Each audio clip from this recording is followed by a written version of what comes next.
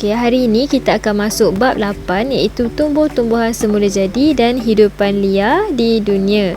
Dalam bab ini kita akan belajar taburan tumbuh-tumbuhan semula jadi dan hidupan liar di 4 kawasan iaitu gurun panas, hutan monsun tropika, hutan daun luruh dan hutan konifer. Yang kedua, kita akan belajar ciri tumbuh-tumbuhan semula jadi dan hidupan liar di 4 kawasan tersebut iaitu di gurun panas, hutan monsun tropika, hutan daun luruh dan hutan konifer.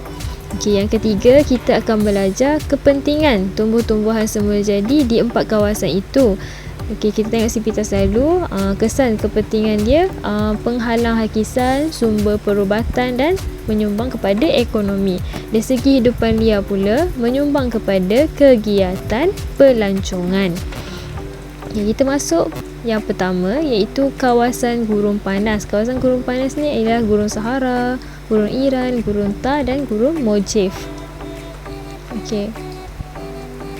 Ciri-ciri tumbuhan semula jadi di kawasan ini ialah tumbuhan yang semestinya tahan panas. Sebab apa? Tumbuhan-tumbuhan ni je yang boleh tahan, boleh hidup di kawasan gurun panas tersebut, iaitu tumbuhan xerophyll, iaitu tumbuhan yang hanya boleh hidup di kawasan ini.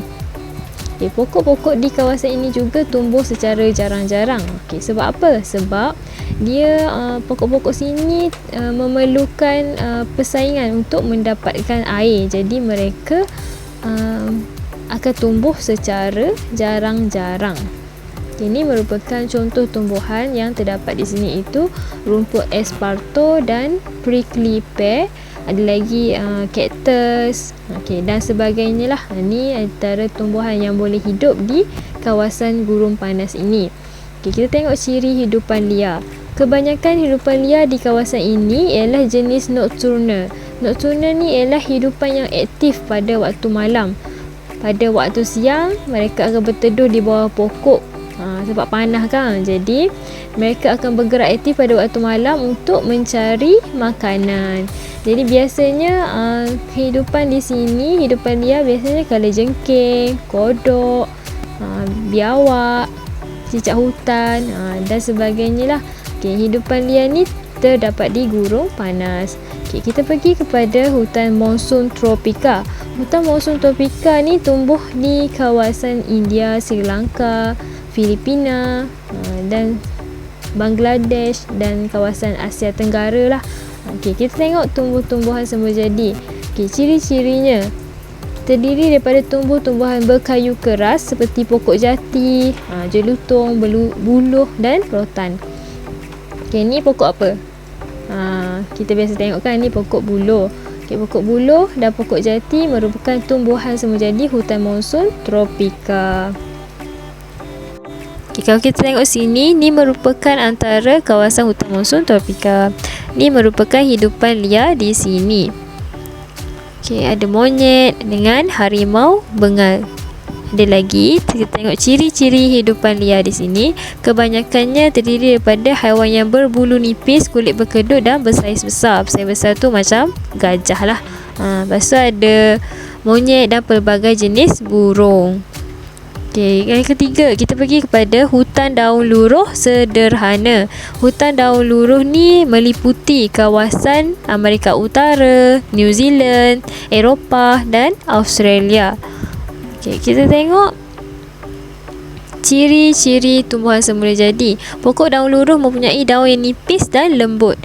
Juga batang pokok ni kulit tebal untuk mengurangkan transpirasi. Transpirasi ni merupakan proses kehilangan air semasa musim sejuk. Antara tumbuhan semula jadi hutan daun luruh yang terdapat di sini iaitu pokok beech dengan pokok maple. Biasanya pokok-pokok jenis ini ada pada hutan daun luruh sederhana.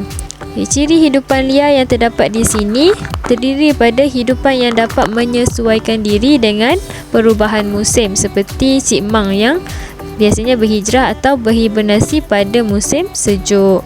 Okay, contoh hidupan lain ada rusa, beaver, tupai merah, beaver. Ni antara beaver lah yang kita sebut tadi, beaver dengan badger.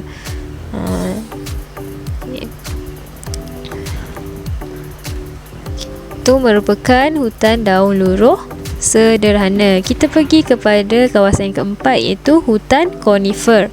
Hutan conifer ni meliputi kawasan di Rusia,